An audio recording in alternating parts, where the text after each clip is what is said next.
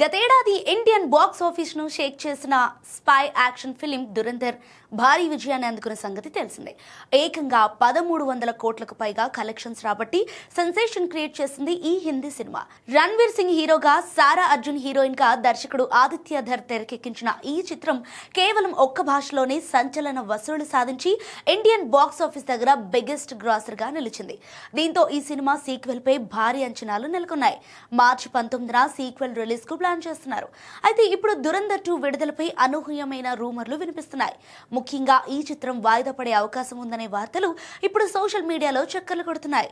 సినిమాకు సంబంధించి కొన్ని రీషూట్లు ఇంకా మిగిలిన్నాయని, సంగీత పనులు పూర్తి కావాల్సిందని సమాచారం. ఇక ఇదే సమయంలో ఆల్ ఇండియా సినీ వర్కర్స్ అసోసియేషన్ విడుదల చేసిన ప్రెస్ నోట్ కూడా చర్చకు దారితీసింది.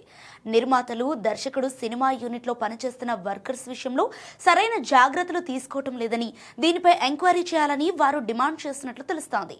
సినిమా రిలీజ్ కు ఇంకా నెల రోజుల సమయం మాత్రమే ఉండగా ఇలాంటి పరిణామాలు చోటు చేసుకోవటం అభిమానులు ఆందోళన కలిగిస్తోంది. అయితే మేకర్స్ నుంచి అధికారికంగా ఎలాంటి ప్రకటన వెలువడలేదు. సో దురంధర్ 2 అనుకున్న సమయానికి రిలీజ్ అవుతుందో లేదో చూడాలి మరి.